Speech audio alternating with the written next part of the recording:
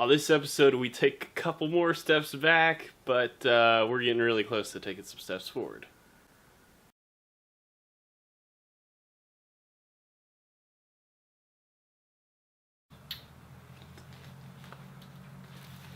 Hey guys, welcome back to the show. It feels good to be working on the go-kart again. Now, you may be watching this video before my other video, or maybe watching the other video before this one. I'm not sure which. Stand by.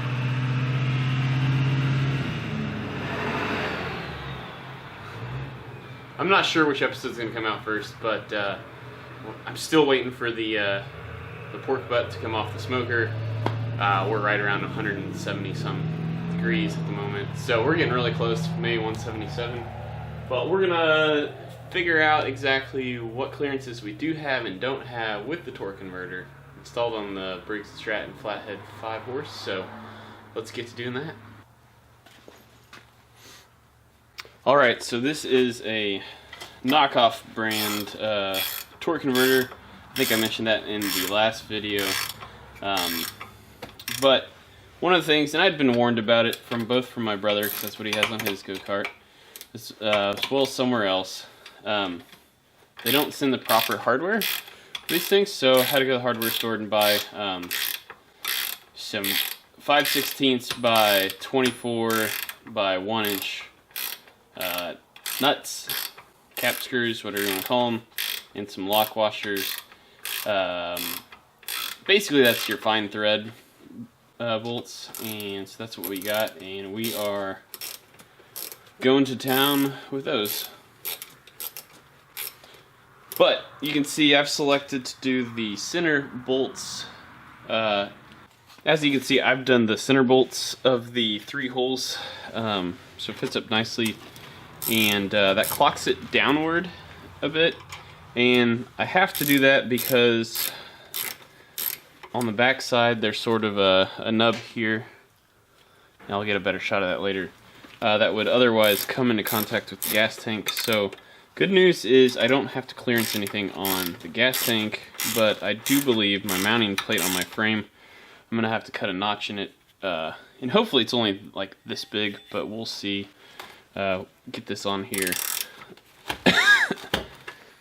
We'll get this on here in a way so I can go kind of put it over on the chassis. Okay, so as luck would have it, the mounting bolt holes line up just fine if I just make a notch right up against the frame rail for the torque converter.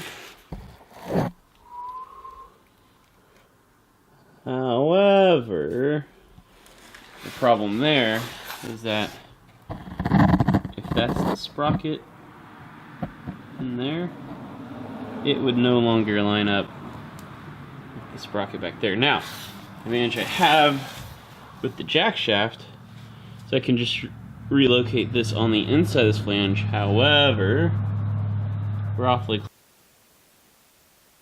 close.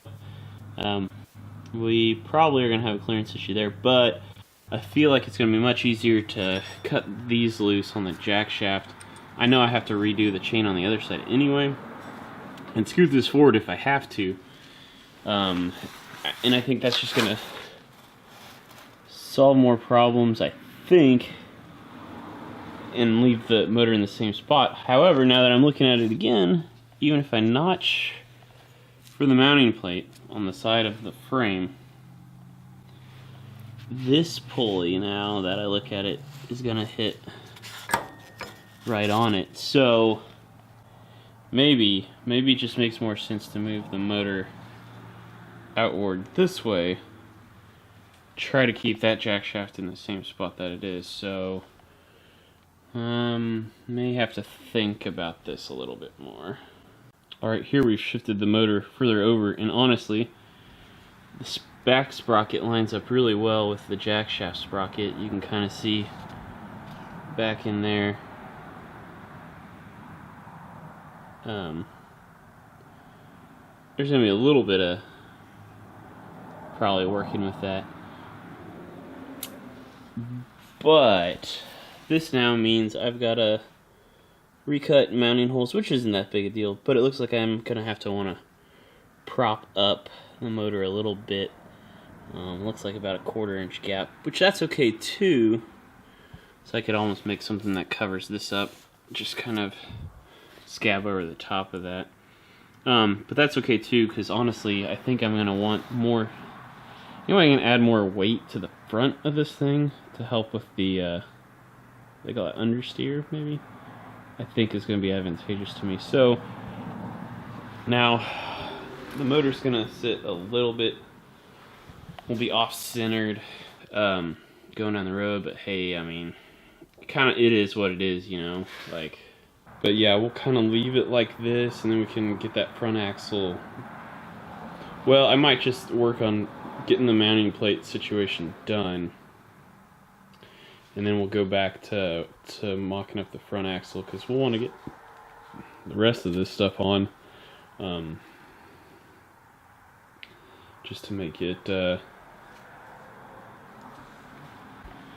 have all the factors. But hey, I think actually the aesthetic of the torque converter is going to work out pretty cool. It's going to be more exposed stuff. I like the finned look. You know, I think fits with the aesthetic of it wanting to be, you know, hot rod, rat rod. So I was kind of worried that it was going to look way too modern for everything else, but no, actually I think it's gonna fit out, or fit good, and kind of match the aesthetic. And also it takes a little red away from, you know, everything's red, the motor's red, the tub's red, so it's kind of nice having some silver. It'll match those new front wheels too. Alright, so we're probably gonna stop here for the day. Had a grinder accident. Wasn't horrible, but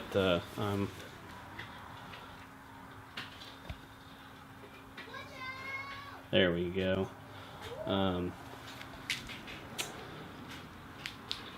It's the perfect amount of lesson to learn, because it's really not that bad, but it helps me understand how bad it could have been, kind of a thing. So it was stupid. It bound up on me, and I wound up kept going cutting with a wheel that had some chunks out of it, so I knew better. But we've got the old plate out. I know earlier I was going to add extra weight, but this ended up just being cleaner, easier to cut. I'm going to get that thing cut out tomorrow, probably the rest of the way, and bevel all the edges, clean up all the perimeter, and then we'll weld that in place. But my pork butt is at 190 degrees, so let's go check that out.